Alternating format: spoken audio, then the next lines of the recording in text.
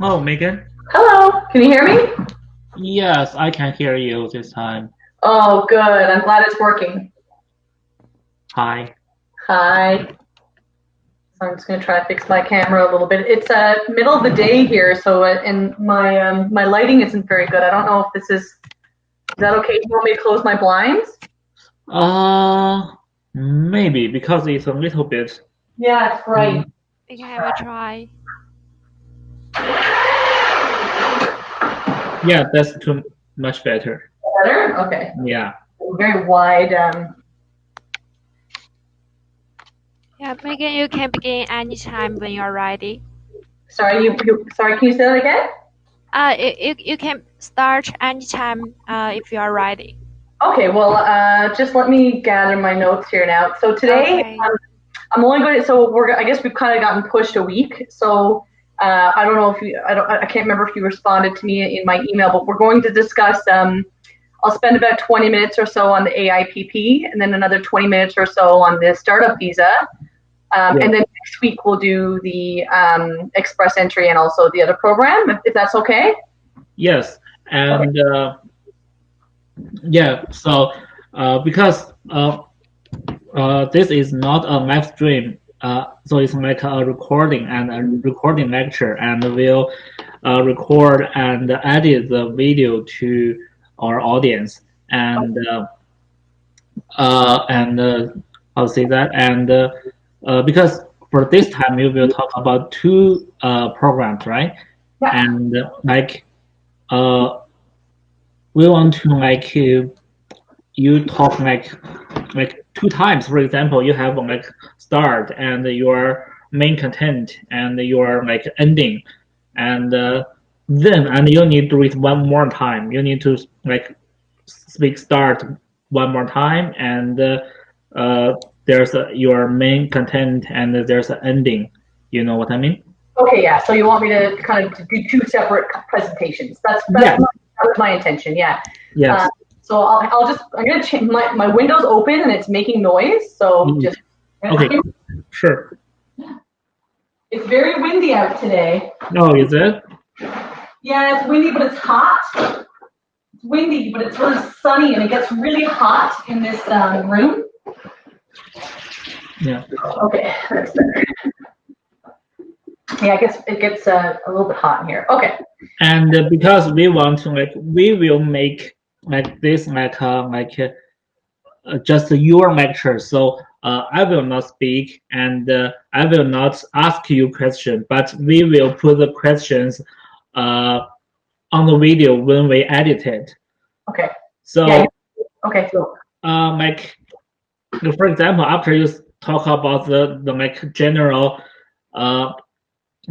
tips of the program, and here is the Q&A part, and you can tell me this is the Q&A part, but we will cut this sentence out when we edit it, and you can speak and you can ask questions. For example, so here is the general tips of this program. So next part is Q&A. And so the first question is blah blah blah, and you it's you ask yourself and you answer it, and we will edit it. Okay. So did you have questions prepared for me? No, I didn't. Okay. Was I supposed to have questions prepared? Because I didn't know that. Yeah. Yeah, I'm happy to answer questions, at all. And I would have prepared questions, but I didn't know. I thought I was just speaking on the topic for 20 or 30 minutes. Yeah, sure. No worries. And you can, when do you want to start your lecture? Because I will prepare it right now and hope I can give to you. But you need to speak it by yourself. Yeah, so let me start, and then we can kind of stop when I'm done, and then I'll ask you then if we have any questions, and then if you have some created, I can come up with some on the spot as well. I can probably come up with 5 questions. Yes. Although I tend to answer them during the session, but yeah, we'll wing it. Okay, cool. Let me ask Rachel question. Rachel 你在吗？哎，你说。那个我一会儿录的时候，我需要在直播间里吗？还是我要退一下？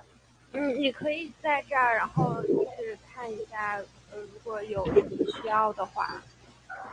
对，我觉得你尽量在吧，就是万一有什么情况的话，我们好及时处理。OK， 那我就把那个视频关掉。好的。So Rachel, I will leave in the live chat room. I will leave in the channel, and you can start your lecture, and then I will ask your questions. So we start off SUV first, right? So do you want me to start now? Or when do you want to start? Depends on you. Right now. OK. And Rachel, 你觉得光线什么的都可以吗？可以的，就还 OK， 就这样吧，我觉得应该可以的，因为我们后面可以再调一下。OK。Rachel? Oh, sorry. Megan, would you please put the camera a little bit lower? Lower again. More? Yes. Yeah. I think that's perfect. Yeah. Okay. Perfect. Okay. Cool. So, you can start if you want. Okay. Perfect. So, hello everyone. My name is Meghan Felt, and I'm a Canadian immigration lawyer based out of Canada.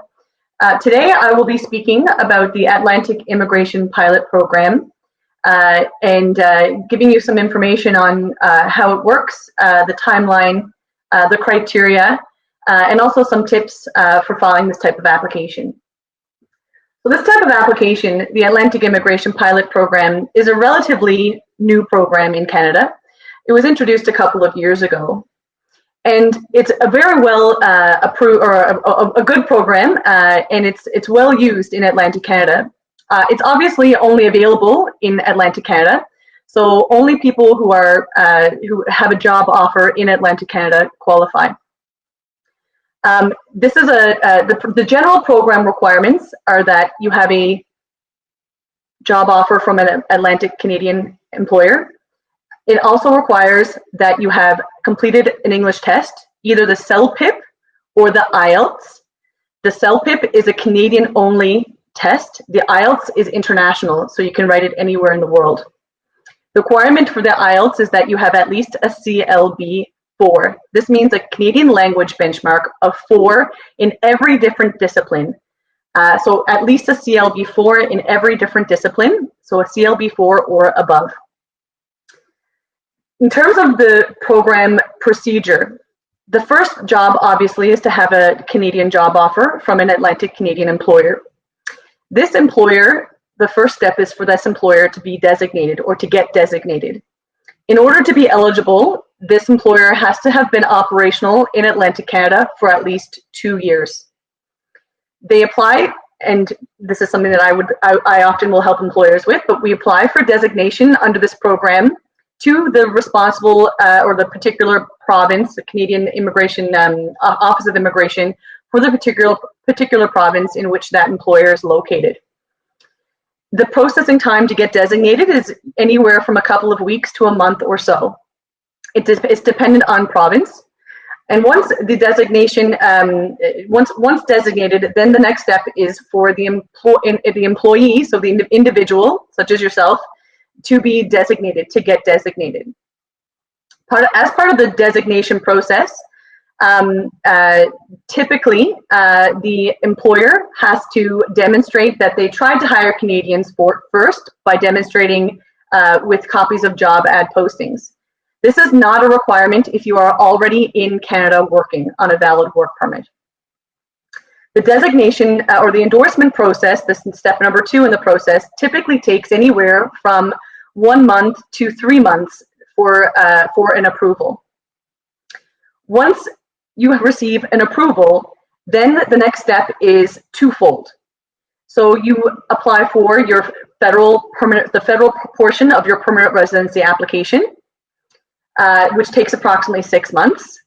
This can be filed either outside Canada if you're outside Canada, or it can be filed inland if you're inland.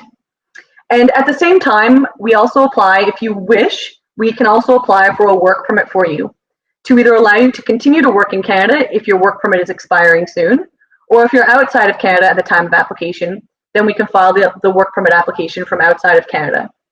The processing time for the permanent residency piece takes approximately 6 months, and the processing time for the work permit piece will really be dependent on the country in which you are residing. The processing time can be anywhere from a couple of weeks to several months, and it will really depend on the country. Typically, if you are in either the US, typically the processing time for a work permit is approximately 2 weeks. If you are in China, the processing time is approximately 2 or 3 months. These processing times are subject to change at any time. In terms of criteria, I want to discuss the different programs underneath the Atlantic Immigration Pilot Program. There are actually 3 different streams or programs within the AIPP. So the 3 programs are the International Graduate Program, the Intermediate Skilled Program, and also the High Skilled Program. I'll talk about the International Graduate Stream program first. So the criteria for the International Graduate Stream is that you be currently living and working in Canada on a postgraduate work permit. You obviously have to have a job offer from a Canadian Atlantic immigration employer. Your studies must have been completed in Atlantic Canada. So at least, and you must have lived in Canada for at least 16 months in the 2 years preceding the date of application. You also have to have your CLB-4 as discussed earlier. And there's no requirement that you have any work experience. So immediately upon graduation, if you have a job offer and it's a full-time indefinite job offer, then you are eligible for this program. The Atlantic Immigration Intermediate Program is a little bit different. So this program again requires a CLB-4. It requires that you have at least 1 year of work experience, 1 year of work experience in a minimum of a NOC position. If you are unfamiliar with NOC codes, NOC codes, these stand for National Occupation Classification Codes. These NOC codes, National Occupation Classification Codes, can be found on the Canadian government website. Essentially, every different occupation in Canada, the Canadian government have assigned a NOC code to it. The NOC codes are, you can either have your NOC code for your particular occupation can either be classified as high skilled, which is NOC A, O, or B, or it can be classified as intermediate skilled, which is NOC C, or it can be classified as low skilled, which is NOC D. NOC D is not eligible for the Atlantic Immigration Pilot Program, not under any of the streams, including the International Graduate Stream. You must have at least a NOC A, O, B, or C in order to be eligible under the AIPP. Under the intermediate stream, the intermediate skills stream, you must have at least 1 year work experience in a NOC C position, and you also must be offered a job in at least a NOC C position. You must have the CLB-4, and you must be offered a job offer from a Canadian employer in Atlantic Canada. In terms of a funds requirement, there may or may not be a funds requirement. The requirement for funds will depend on whether you're currently living and working in Canada. If you're currently living and working in Canada, you do not need to demonstrate proof of funds. If you are not currently living and working in Canada, you must meet the threshold for the Atlantic Immigration Pilot Program, the financial threshold. This financial threshold will be dependent on your family unit size. So the financial threshold will increase per family unit size. So generally speaking, the requirements for the funds requirements for the Atlantic Immigration Pilot Program are lower than other Canadian immigration programs in the country. So we can discuss the funds requirements in a little bit if you want, and I can actually pull up a table and tell you exactly what the requirements are. But of course, if you're already living and working in Atlantic Canada, you do not need to provide funds or proof of funds. The Atlantic Immigration Pilot Program also requires that you have an indefinite job offer, so a permanent full-time job offer. The Atlantic Immigration High Skill Program is very, very similar to the Atlantic Immigration Intermediate Program, except it's for people who have work experience and are being offered a job in a NOC A, O, or B, so a high skill position.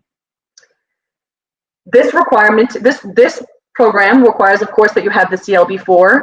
It requires a job offer from a Canadian Atlantic Immigration employer, Atlantic Canadian employer. And it requires that you have at least 1 year of work experience in a NOC A, O, or B. Again, the requirements for funds is dependent on family unit size and dependent on whether you are currently living and working in Canada. There is no requirement for you to provide proof of funds if you are, as I mentioned, currently living and working in Canada. The job offer itself must, of course, it must be, for a full-time position. And under the high school program, they require that the job be for a duration of at least 1 year from the date that you obtain, your permanent residency. So this job offer does not need to be indefinite. It can be for a limited duration, but it must be for at least 1 year from the date that you become a permanent resident. So it is a long-term job offer. In terms of the actual funds requirements, I can look them up. I believe that there'll be a question for you, but they're much lower. They're much lower than the threshold for other programs, and they change yearly typically. So I always look them up.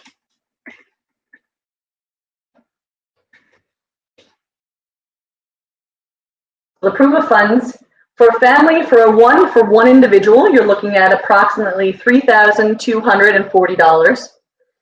This is actually quite different from the federal express entry program. For example, that's a federal program where the funds requirement is closer to $12,000 Canadian. So the requirement is much lower for the Atlantic Immigration Pilot Program. For a family of 3, you need to have a minimum of $4,034 Canadian available to you. For a family of 3, $4,959, and for a family of 4, $6,000. And then it goes up, of course, by family unit. So you're looking at, approximately $500 to $600 per individual increase, a little bit more than that. So in terms of the processing time for this application, the processing time altogether, from the date that we submit the designation for the employer all the way through to the day that you become a permanent resident yourself, is approximately 10 months. So I typically will tell clients that it's under a year. So certainly within 12 months, you should have your permanent residency. And this is because it takes time, of course, to get the employer designated, to file the endorsement, and then of course to file the permanent residency application. The permanent residency application, if you file inland, typically they're taking right around 6 months right now. But of course, due to COVID-19, there are delays in every different type of application. So we are being told to expect delays on every, in every capacity, whether you're filing inside or outside. But because of the border closures for the time being, you can expect that the outside Canada applications, for the time being at least, will be delayed and possibly take longer than the 10 months altogether. The other thing I wanted to mention about the AIPP is that where people normally make errors is that it's really important to demonstrate that you have that 1 year work. If you're applying under the intermediate or the high school categories, it's really important to demonstrate that you have that 1 year of work experience, either in a NOC C or a NOC A or B position. And so it can often be difficult to do that on your own or without fully understanding, the meaning of the NOC code you've chosen.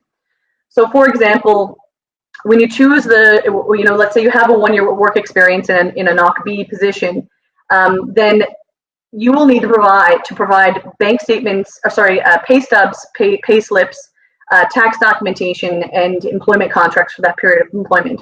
And most importantly, that employer will be required to provide a detailed reference letter indicating your job duties, your wage, the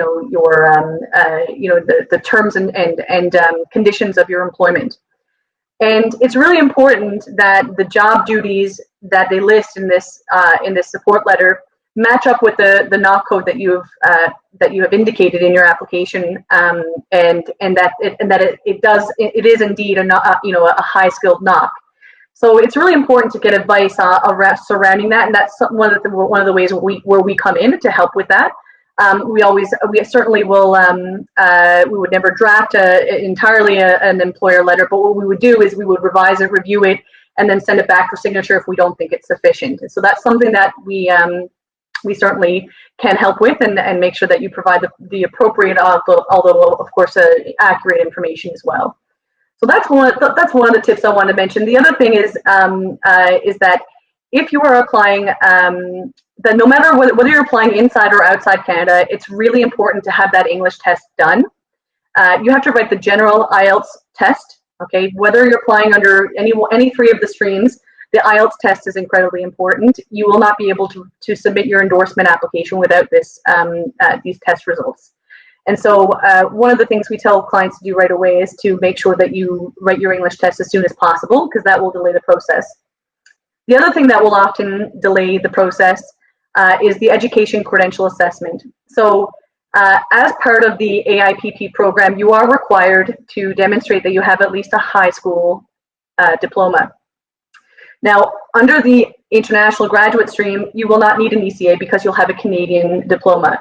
But under the other two streams, the intermediate stream and also the high skilled stream, then you will be required to demonstrate that you have a minimum high school diploma. And the way to do this, the only way that they will accept an application is if you obtain what's called an education credential assessment, an ECA. And the Canadian government have designated a number of different agencies that they have qualified as being accepted under this program for issuing ECA certificates. And so it's important to have that done as well. So I would say the two things that hold people back the most and that cause delays in applications are the ECA and the language test.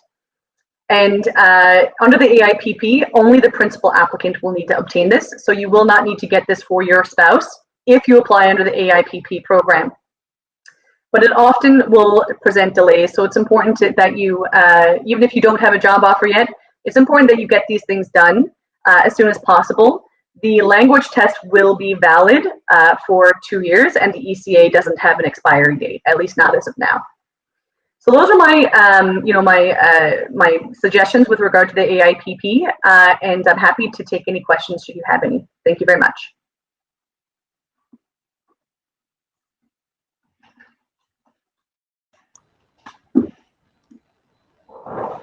Yes. Thank you, Megan. So here are a couple of questions of the AIPP program, and actually some currently situation, marketing situations in Atlantic Canada. So you want me ask questions one by one, or you want me to give you all the questions and you answer it by yourself?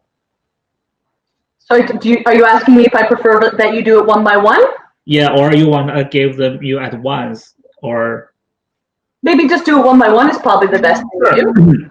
So yeah, no problem. So for me, as a immigrants agency, I know AIPP program is very attracting to many people who want to immigrate to Canada. So, but would you may I ask you to make a briefly summary about what is the advantage of what are the advantages of this program compared with others? For example, the EE. Express entry or some province dominance program. Yeah. So there are some very clear advantages to the Atlantic Immigration Pilot Program. One of them is the funds requirement. So if you're applying from outside of Canada, the funds requirement is much lower. So as I discussed earlier, the funds requirement for one person is around $3,000 Canadian, as opposed to $12,000 Canadian under the Federal Express Entry Program. So the threshold for funds requirements for settlement funds when you come to Canada is much lower. The other thing that's much lower is the is the language test, the requirements. CLB4 is all that's required for the AIPP, no matter what program you apply for, no matter what stream. So remember I discussed 3 streams, and they all require CLB4. It's it's typical in other programs across Canada to require a CLB5 or even a CLB7, depending on the program. So it's clearly lower than in other provinces and under the federal stream. So that's another clear advantage. The other advantage is the timing. So the processing time for the AIPP, the federal portion, is only 6 months. Now, when you add on the endorsement and also the designation, it's closer to 10 months, maybe less, maybe 8 months, depending on the province and how quick, how lucky you are to get someone to process your application quickly. But the processing time is generally much faster than any of the PNPs. Under the PNP programs, you're looking at closer to easily 2 or 3 years. The Federal Express Entry program is really quite good too. It's quick, but it does require a lot more. If you're going to apply under the Federal Express Entry, yes, you can have your PR in about 6 months, but they're going to ask for your, in order to get your point score up, you've got to really have a good point score, first of all, whereas the AIPP doesn't require a point score. It just requires that you meet the criteria. Whereas Express Entry, in order to get a good point score, you're going to have to make sure that your spouse also completes an English test and an ECA. You've really got, if you don't have good English, then, you're almost certainly not going to get an invite under that program unless you have several years experience as a Canadian work experience. So generally it ends up being, it's just generally an easier program to apply under. So people, like it quite a bit. The Atlantic Canadian provinces are, one of the reasons why the program requirements are a little bit less stringent, and is for exactly that, is to try to attract people to the Atlantic provinces, because places like Toronto aren't struggling for, population growth as much as Atlantic Canada. And so this is one of the incentives that the Atlantic Canadian government has put in place to try to incentivize people to come to Atlantic Canada, to hopefully make it their permanent home. Okay, thank you, Megan. Yeah, you mentioned timing is very important, and I know the AIPP is much faster than other programs. However, it still need to 1 or 2 years if you since you want to immigrate to Canada. For example, you need to have a 1 year program in school, or you need to have 1 year work experience in Atlantic Canada. So as far as I know, it seems there's still some way to induce your time of this immigration. For example, my work experience in other countries actually could be considered as a part of my work experience for the 1 year, is it? Yeah, so actually your work experience, so under the Atlantic Immigration Pilot Program, you do not need Atlantic Canadian work experience. You need an Atlantic Canadian job offer, and you need to prove that you have 1 year work experience, but it does not need to be in Canada. You can use foreign work experience for your work experience towards your eligibility for the AIPP. So there's no requirement that you come to Canada and work first and then apply under the AIPP. As long as you have at least 1 year work experience in a NOC A, O, B, or C position, then you can apply under the AIPP without having to come to Canada and working first. Okay, cool. So my last question is actually, as far as I know,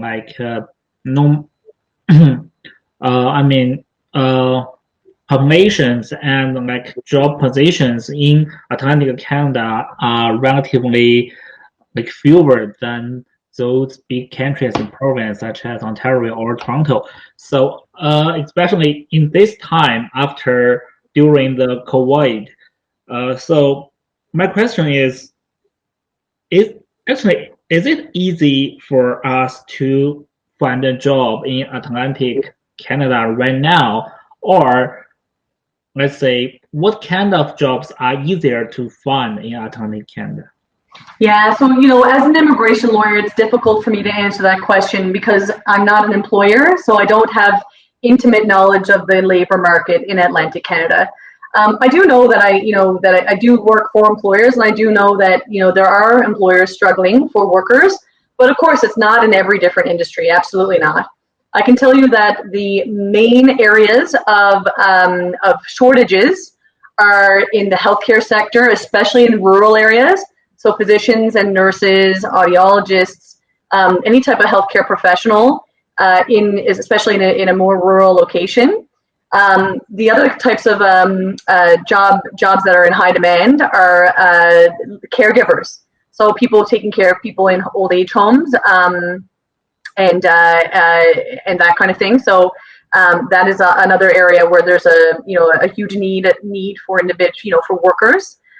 Construction, truck drivers, these are just the ones that I'm aware of. So that by no means, is an exhaustive list. So there certainly could be others, but these are just some of the ones that I'm aware of. And then also the fast food industry. Now, some of these occupations are low skilled; they're not NOC-C. Some of them are NOC-D. So it really depends on the occupation. But the PNP is a program that's available for individuals who are working in those lower skilled positions. So that's just some of them. The other area, there's one more actually that I'm aware of as well, is the IT industry. So software developers and software engineers. That's another one that's in high demand as well. Okay, cool. So many of my customers have the concern like that. So, for example, I have a customer in China right now, and he has graduated from school, being several years, and he has a not bad career in China right now. And he wants to go to immigrant to Canada through the AIP program. However, he thinks that, do I have to have a school program in Atlantic Canada? I mean, he knows that there are 3 streams for the AIPP program. However, he thinks that does the government of Canada welcome to those people who actually don't have who never had school in Canada? You know what I mean? Is it will be strict for their work experience in China, or is it easy? Is it harder for them to find a job in Canada without a Canadian diploma or degree? So you know what I mean? Yeah. So if they're able to find a job, then they certainly don't need a Canadian. So if they're able to find a job in Atlantic Canada, and they already have education, and they already have at least 1 year work experience, then I obviously would not recommend that they come to Canada and go to school. They would apply under the AIPP, under either the intermediate or high skilled program, based on them having a job offer. But you're right. Every single time I meet with someone, the hardest part about all of this is always finding the job. And as an immigration lawyer, I obviously can't find jobs for people. I'm involved in the process once the job is found, and then we can proceed. So if there's no luck finding a job for this individual, then often coming as a student could be a really a good alternative, because what it does is they come to Canada as a student to maybe do a post-secondary, like a master's degree or even a PhD. And then upon graduation, they're eligible for an open work permit called a postgraduate work permit.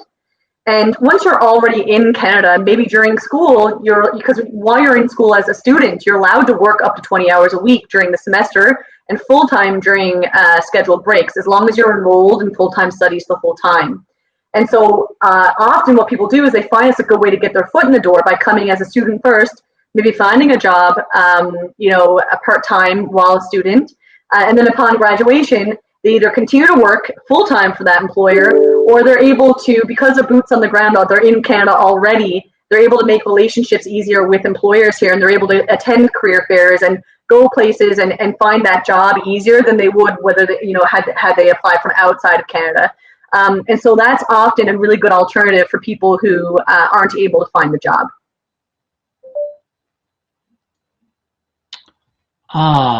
Sorry. Right. Let me check one thing. So my internet was a little bit bad. So Rachel, 刚才电脑网有点卡，你那边是正常的吗？我这边是正常的。Okay. So yeah, everything's fine. There's only problem for my equipment. And would you please give us like an ending for this lecture? Sorry, John, can you say that again? You want me to end the lecture? Yeah, I think so, because all my questions have asked. Okay, so that's everything with regard to the Atlantic Immigration Pilot Program. Thank you very much, and I look forward to speaking with you again soon. Okay, cool. Okay, thank you, Megan. So, I think this lecture has done. So, do you want to start next lecture of SUV, or we can take like a couple minutes rest? Yeah. So my conversation on the startup visa is going to be a little bit slower, a little bit shorter anyway, because it doesn't have 3 programs. It's just 1 program. Okay. So it'll be a little bit slower anyway. It'll probably only be about 15, maybe 20 minutes. Okay. But just bear with me for a second. I'm just going to pull up my notes, okay? Okay, cool. So, would you please talk a little bit about like how to say that?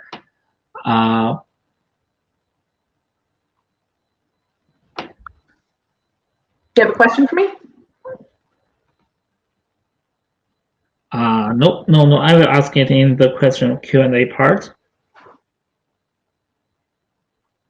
Okay, so just bear with me for 1 minute. I'm going to just look at my notes here and then I'll start. Sure.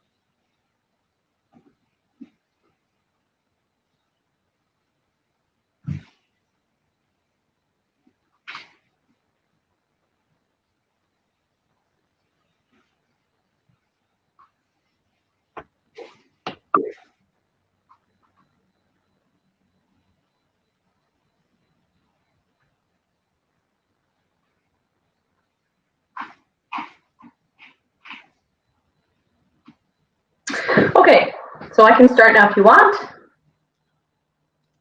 Okay, cool.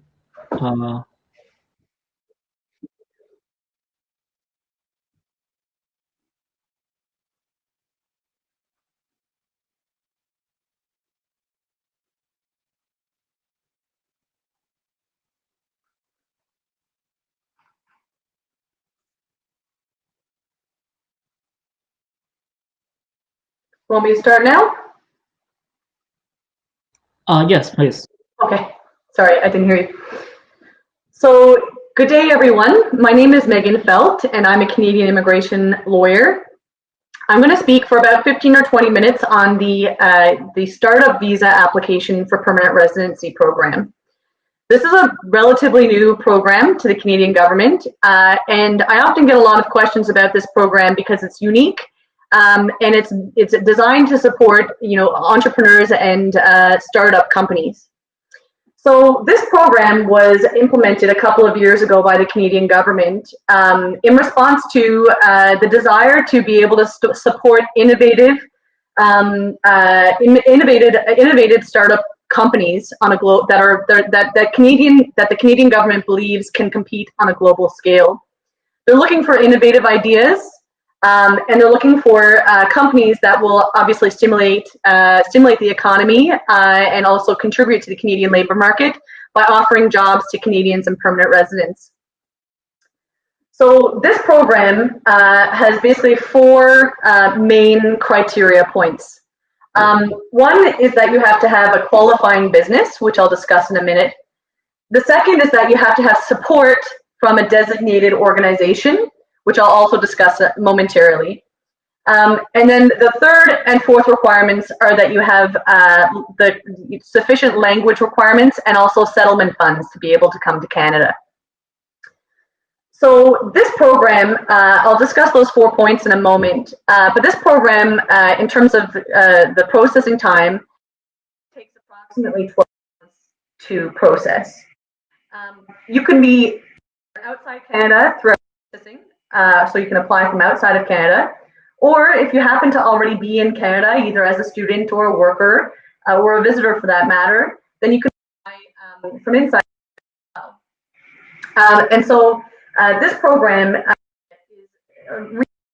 a great program for residency because it allows you to be your employer, so you're of your own startup company, and it also allows you to get permanent residency relatively quickly for you and for your family members. There's also a work permit component that is available, which we'll discuss in a minute. We'll discuss after. And this allows you to basically come to Canada to work while your permanent residency is processing.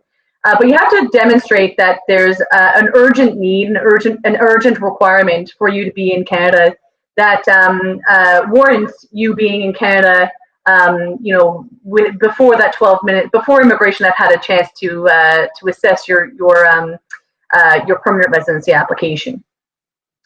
So in terms of a qualifying business, the qualifying business piece is that you have to prove that you are going to be actively engaged in the management of the business in Canada.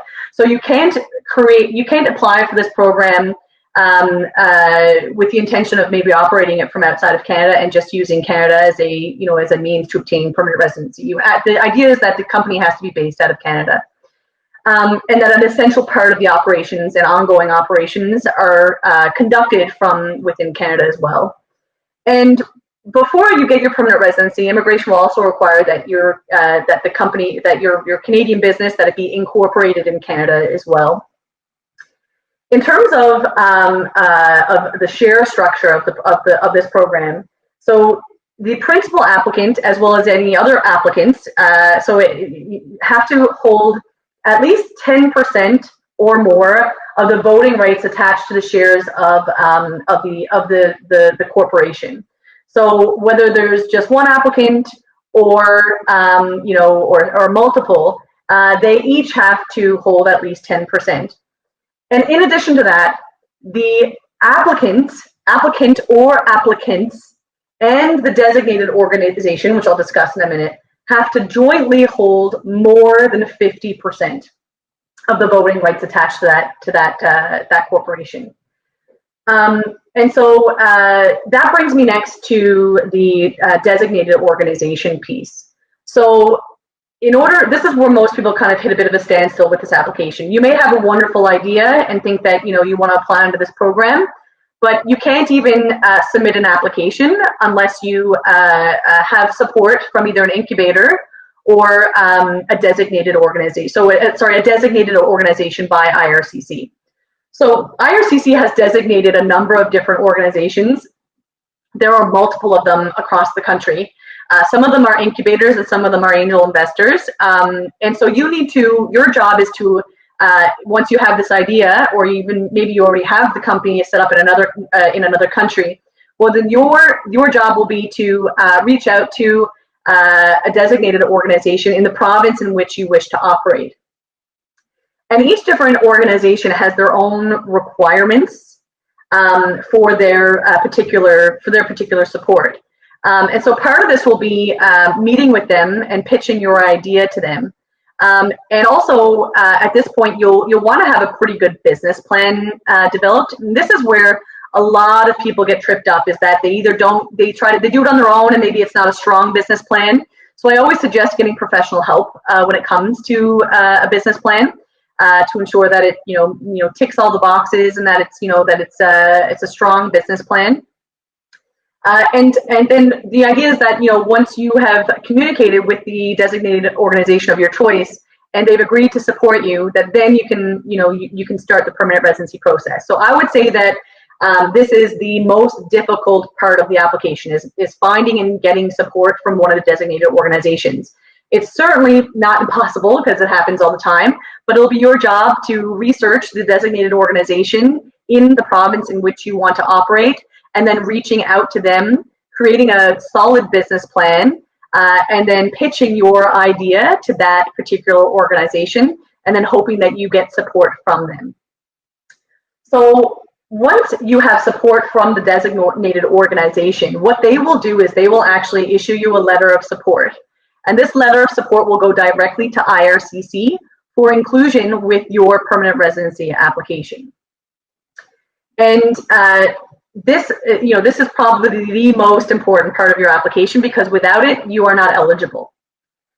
So in terms of the language requirements, the language requirement for a startup visa application is actually quite low. It's a CLB4, so that's a Canadian Language Benchmark 4. Sorry, not CLB4, CLB5, the Canadian Language Benchmark 5.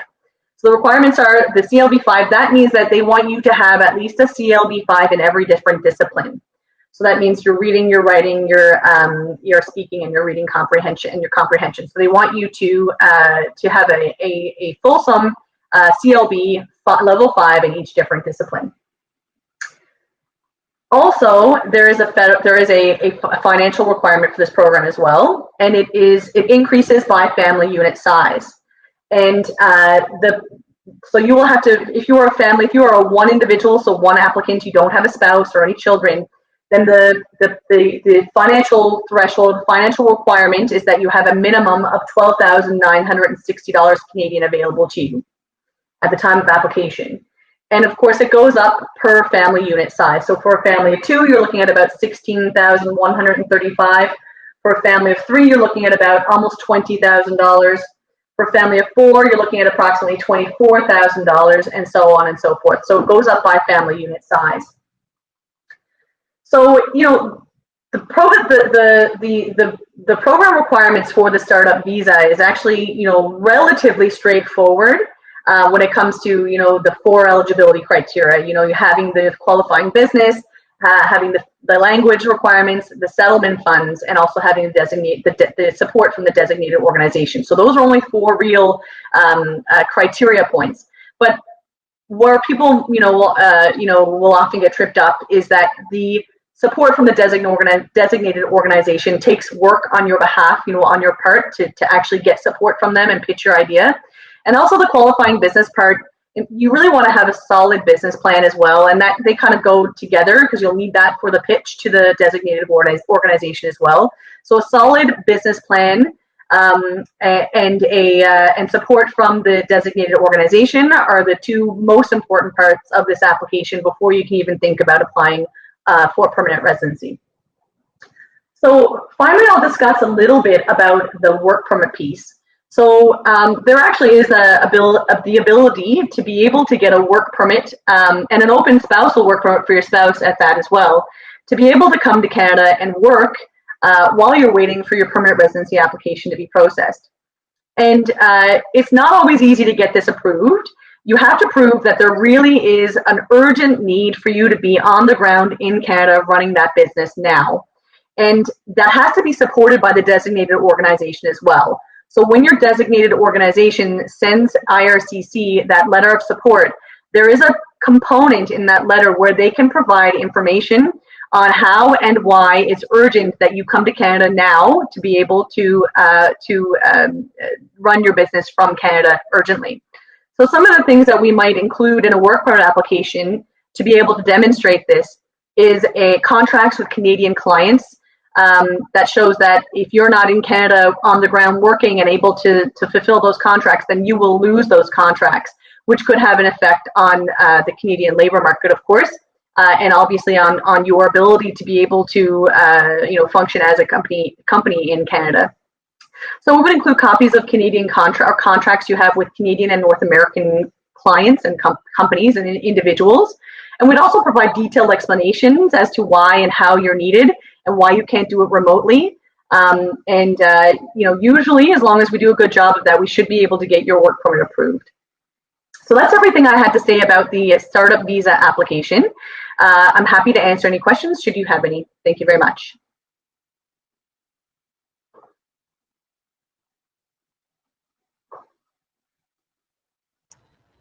Okay, cool. Thank you, Megan. Here are my questions. Sure. So, as far as I know, although there are some incubators, you still need amount of money to start your business, right? And as far as I know, this amount is around actually $100,000 to start this business. I mean, it's a little could be too much to those who just graduated from school or works just 1 or 2 years to have this money. So so what is the mechanism for this program? I mean, I know there are 5 people in this could be as a team for one plan, for one business plan. That means for 5 people you can to gather this money together, is it, or how could we share this money? So so there's no federal immigration financial I guess investment requirement. Okay, so I can't really speak to that. Any type of monetary so there's a financial settlement funds requirement, which I discussed, which is only about $12,000 for one person. But in terms of the actual company, the business, and the startup costs, that is something that you have in your business plan. And then that is something that either the incubator or the designated organization would have to speak with directly with the applicant on. So from an immigration perspective, there's no minimum investment requirement at all. But what I said, as I mentioned before, every different designated organization or incubator, they have their own requirements, which are separate and unique, and they're not based on federal. They're not federal requirements. They are unique to that individual incubator. And so I can't really speak because it's not immigration, it's not federally legislated or federally governed. It's not something that I can speak to because it's something that is unique to the designated organization.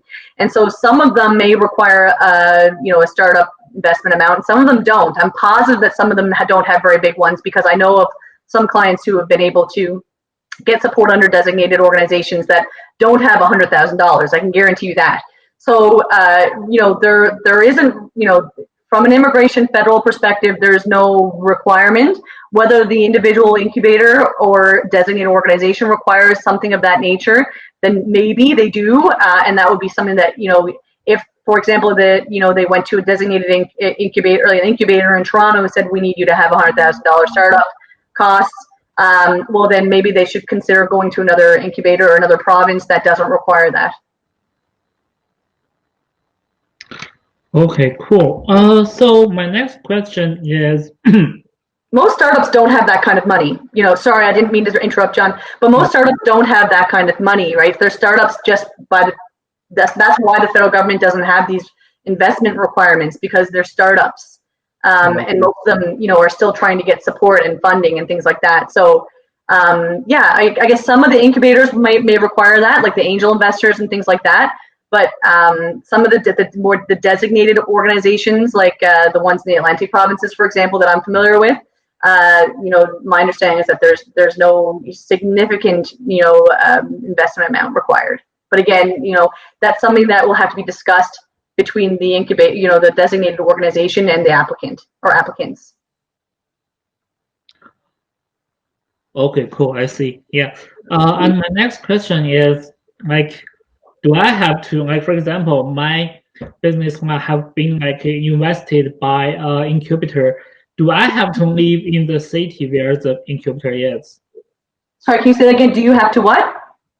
Live in the like same city in where the incubator is. For example, the incubator is in Toronto and my business in Toronto. And do I have to put my business in Toronto, or do I have to live in Toronto myself? Well, so again, that will depend on the arrangement you have with the incubator or the designated organization. So for example, some of the Atlantic immigration, like some of the Atlantic Canadian incubators or designated organizations, they're probably not going to support you unless your business plan and your commitment is to operating out of that province, at least maybe not that city, but the province at least. So again, from a federal immigration perspective, there's no, hands down requirement, but you have to speak to the incubator or the designated organization on what they will allow and what their expectations are in order for them to support you, because sometimes they may require that. They may require that you live in the province in order for them to support you. So that will be something that, again, will be dependent on the incubator or designated organization, and something that you will need to speak with them about, because they will have different requirements for different programs, different for the different organizations. Okay. And let's say after I start up my business and I have applied, I get the PR card. So what could I do to my business?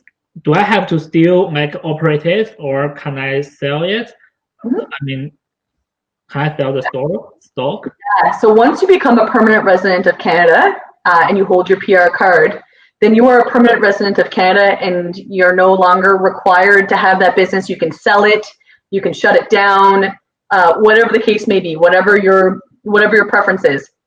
The only caution I would advise is that while the application is processing, you are required to maintain an intention to operate that business, okay? And the whole idea, obviously the purpose of you getting your permanent residency is to do that. And so if at any point in time your intention changes, then you're required to notify immigration. So the date that you become a permanent resident, your intention can change, because you're permanent resident of Canada. They can't hold you to anything anymore. But up until that day, then you are required to maintain an intention, every intention that you listed in your application. And so if your intention changes during that time, then you're required to inform immigration, and obviously they'll cancel the application. So what I always advise clients is obviously you have to be truthful. So if you get your PR card and then immediately don't operate the business, or you never do operate the business, then immigration, what they could feasibly do is they could launch an investigation to see whether you lied on your application or not. And the fact that you came to Canada saying that you were going, or you filed an application saying you're going to do one thing and then you never ever did it, then that could be in and of itself a reason to launch an investigation. So I would be very cautious of doing something like that. Technically, once you're a permanent resident, let's say something happens, like you get your permanent residency and a family member dies, and you just, or the market, something happens with the market, and you just aren't able to do your run your business like you said you would. Well, then your intention didn't change throughout anything, so you're not going to be in trouble. You shouldn't be.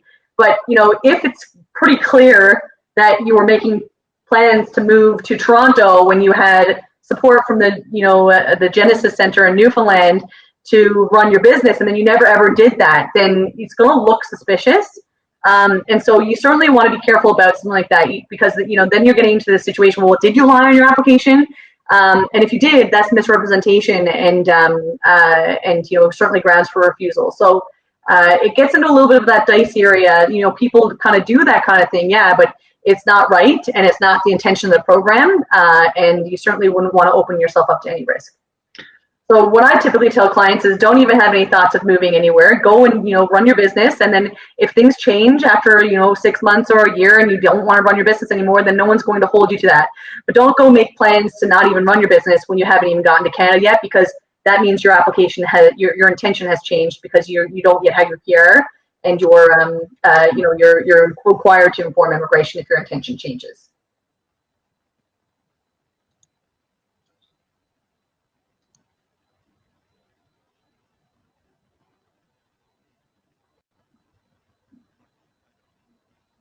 Oh, sorry, Megan, my laptop just shut down and it works right now.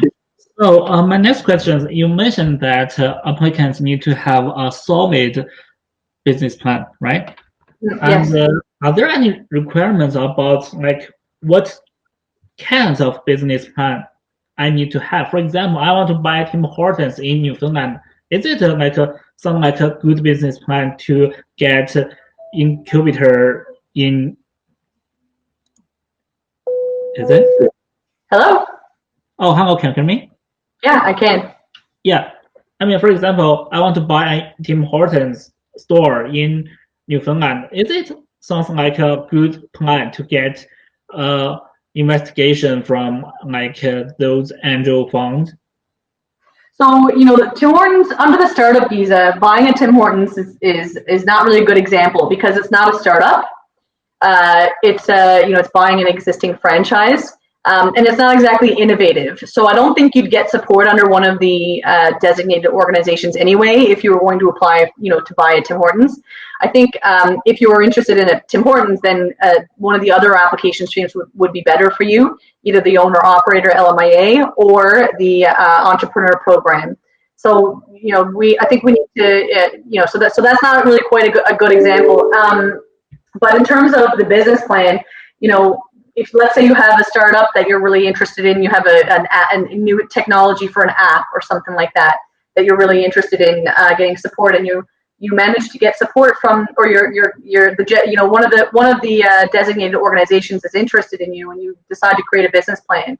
Well, the business plan needs to be detailed, and some of the main points you want to have included in that business plan is that you plan to actually incorporate in Canada, that you plan to hire Canadians, and explain details about that, the location, the office, and the market in the in that area for that particular industry.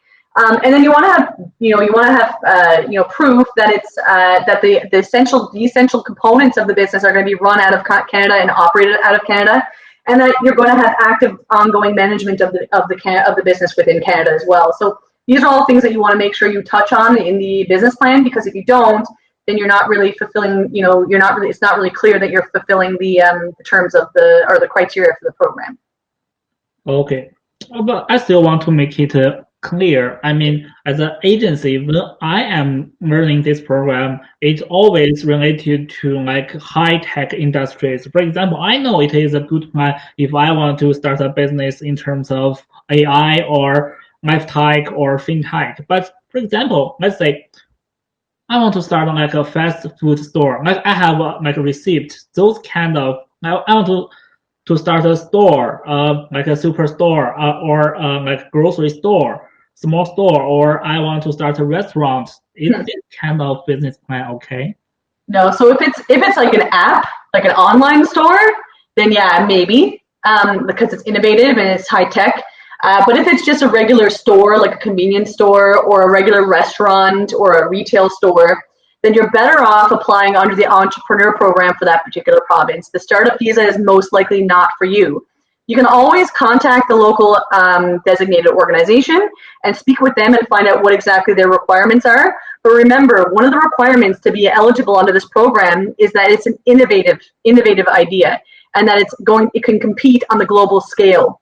So these, if you're going to be starting a fast food chain, like a new one, or a retail store or a convenience store, I mean, this isn't highly competitive globally, and it's also not innovative. So it's not exactly something that you're most likely going to get support for. The startup visa really is meant for tech. But again, as an immigration lawyer, I'm not a designated organization, so I can't tell you what exactly the requirements are for each different organization. They're different for each different organization. So that's just generally the requirements. But like I said, each organization has their own different requirements. So if you think that you've got a great idea, it doesn't hurt to reach out to the local, incubator or designated organization. But most likely, you're not going to get support from them unless it's innovative. You can prove that you can compete on a global scale and that it's techy. Okay, cool. I see. So it is not necessary to relate it to high tech, but it need to be innovative, right? Yes, exactly. Oh, exactly. Cool. Yeah, necessarily need to be high tech. I mean, that's just typically what they are, because those are kind of the innovative ideas now. But if it's innovative and it's, you can prove that you can compete on a global scale, then, certainly it's something that you absolutely should run by, one of the designated organizations. And, there's less competition in places like Atlantic Canada. So some of these designated organizations may have less stringent requirements. Who knows? That's just my, again, I can't speak to them. But we are trying, every different province, like I said, and every different organization will have their different requirements.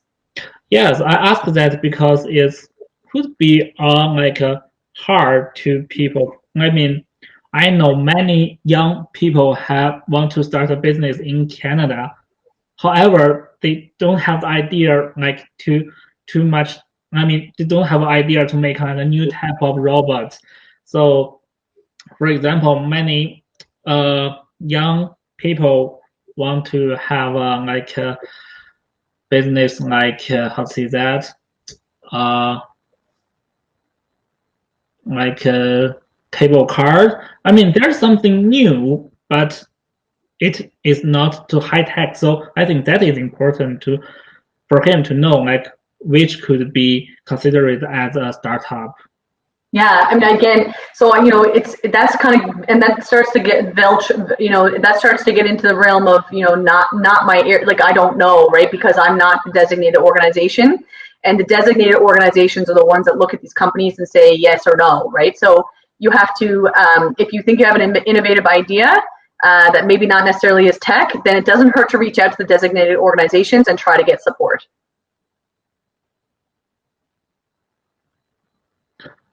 Okay, cool.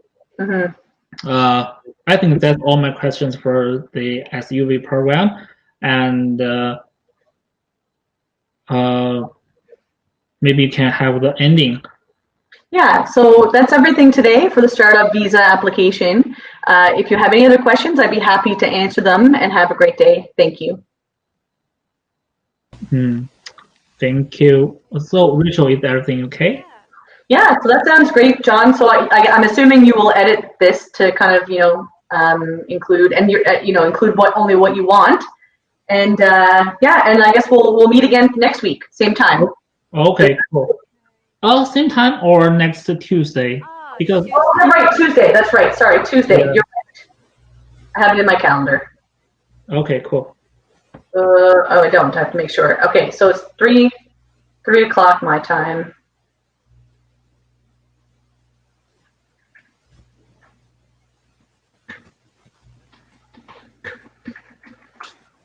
Excellent. Okay. All right. So are we done? Yeah. Rachel, we done? Yeah. Okay, cool. Thank you very much, you guys. If you have any questions, just pop me an email. Okay. Thank you, Megan. You're welcome. Bye now. Okay. Bye-bye. See you next week. Bye. Bye.